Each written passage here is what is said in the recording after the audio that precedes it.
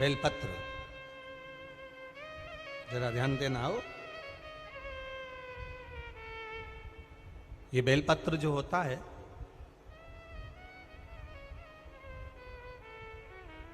इस बेलपत्र पर कभी कभी आपने देखा होगा कि कई लोग बीच वाले पत्ते पर चंदन लगा देते हैं। ये जो बीच का पत्ता होता है, इस पर लोग चंदन लगा देते हैं। शिव महापुराण की कथा कहती है, अगर भूलवश भी अनायास आपके पास बेलपत्र भी नहीं है, शिव जी का चढ़ा हुआ बेलपत्र भी अगर आपने उठा लिया और उठाकर उस बीच वाले पत्ते पर एक चावल का दाना रखकर भी आप भगवान भोलेनाथ को समर्पित कर रहे हो, तो ये समझ लेना कि तुमने महीना, 2 महीना, 4 महीना, 6 महीना, 8 महीने में, हम तो हमेशा कहते आए हैं, आज फिर कह रहे हैं, 1 महीना पूरा हो जाए जल चढ़ाते, 2 महीना पूरा हो जाए जल चढ़ाते, 3 महीना पूरा हो जाए, 4 महीने पूरे हो गए, 6 महीने पूरे हो गए, या आपका साल भर पूरा हो गया, प्रयास करा करो, एक बीच वाले पत्ते पर एक चावल का दाना रखकर शिव जी को समर्पित करना। क्यों? जो तुमने पूर्व में जल चढ़ाया है, वो चावल का दाना अक्षय, उसको अक्षत माना जाता है, अक्षय माना जाता है। मतलब तुमने अभी तक जो जल समर्पित करा है वो कभी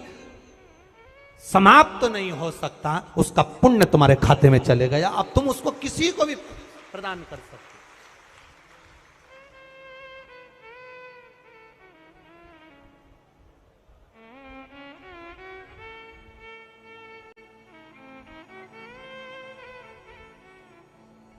बहन भाई को तिलक करती है रक्षाबंधन पर, माथे पर तिलक लगाने के बाद में चावल लगाती कि नहीं लगाती?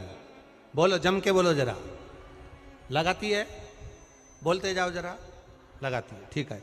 मंदिर में आप पूजन कर रहे हो, घर में कोई अनुष्ठान कर रहे हो, पंडित जी तुम्हारे मस्तक पर तिलक करते हैं तो चावल लगाते कि नहीं लगाते? बोलो बोलो, जम के बोलो। लगाते। तुम्हारे घर में शादी ब्याह होता है तो तिलक करा जाता है तो चावल लगाया जाता कि नहीं लगाया जाता? लगाया जाता। सब समय पर चावल, मस्तक पर कंकु का तिलक, चंदन का तिलक, जो भी तिलक तुम्हारे मस्तक पर लगा है, कोई अगर लगाएगा शुभ कार्य में तो चावल जरूर लगाएगा। बस एक कार्य ऐसा होता है जिस समय पर मस्तक पर तिलक करा जाता है पर चावल नहीं लगाया जाता।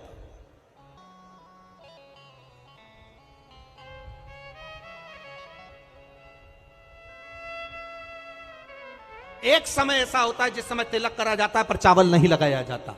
चावल का मतलब है अक्षय, मतलब बार बार भगवान ऐसा मौका लाए, बार बार भगवान ऐसी कृपा करे कि तुम ऐसा अनुष्ठान करते रहो, पुण्य करते रहो, सत्कर्म करते रहो, 16 सोमवार के व्रत करते रहो, चतुर्थी के व्रत करते रहो, तुम छठ की पूजन करते रहो, तीज का व्रत करते रहो, सोमवार का व्रत करते रहो, तुम्हारे घर में हमेशा ऐसे शुभ कार्य होते रहें। केवल अक्षय, अक्षत एक जगह पर नहीं लगाया जाता। कब नहीं लगाते अक्षत को? मस्तक पर तिलक करते समय अक्षत कब नहीं लगाया जाता? केवल एक समय पर। कब?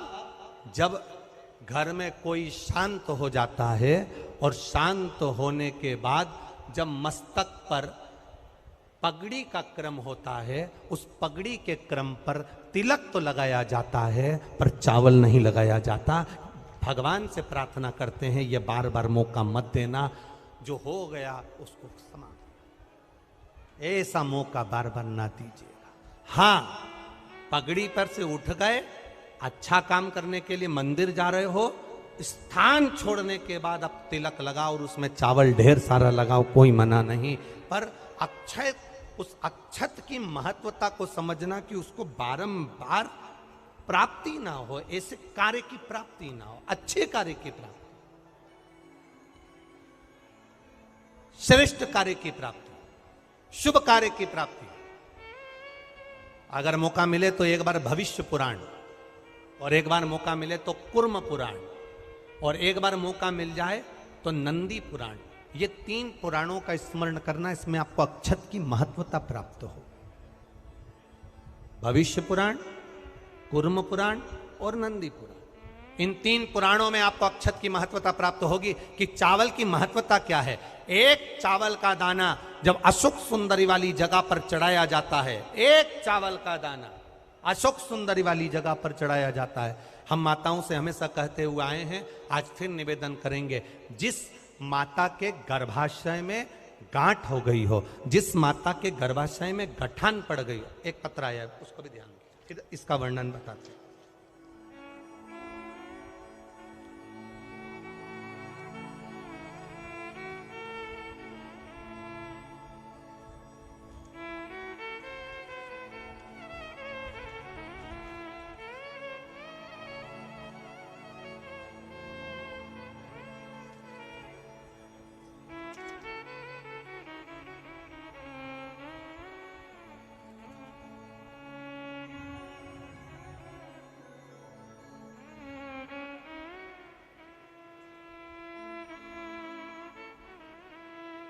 मैं गंगा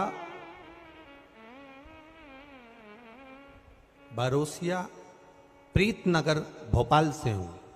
कहीं बैठी हो तो हाथ हिला सकती हूं। मैं गंगा बरोसिया प्रीतनगर भोपाल से हूं। एक चावल का दाना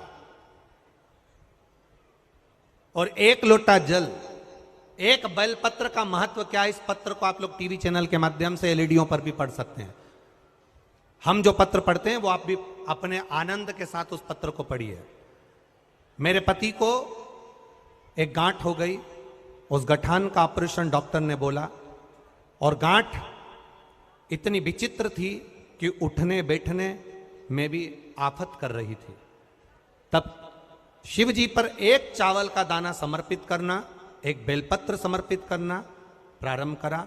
शिव जी पे चढ़ा हुआ जल पीना प्रारंभ करा। सीहोर गए, वहां से रुद्राक्ष लाए, उस रुद्राक्ष का जल शंकर भगवान को चढ़ाना प्रारंभ करा। जिन डॉक्टरों ने ऑपरेशन का कहा था, 22 दिन के बाद हम उनको चेक कराने के लिए गए तो गठान गल चुकी थी। एक चावल का दाना हमारे सुख का अनुभव करा देता।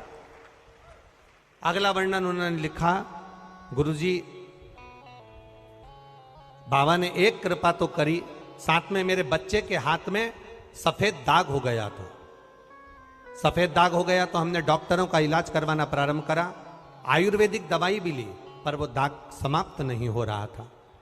जब दाग समाप्त नहीं हो रहा था तब शंकर जी के मंदिर में जाकर समी के पत्ते का आपने जो प्रयोग बताया था वो करना प्रारंभ करा, और बाबा की कृपा से शिवजी का चढ़ा हुआ जल शरीर पर लगाना, और पूर्णिमा के दिन गाय जो अपने बछड़े को दूध पिलाती है उसका जो फेन बछड़े के मुंह पर आता है वो शरीर पर लगाना, और लगाकर उसको बैठना। उससे मेरे बच्चे के शरीर पर से सफेद दाग पूरा समाप्त हो गया। ये शिव तत्व, ये शंकर। वीडियो अच्छा लगा हो तो वीडियो को लाइक और चैनल को सब्सक्राइब जरूर कीजिएगा, और कमेंट में हर हर महादेव जरूर लिखिएगा। श्री शिवाय नमस्तुभ्यं।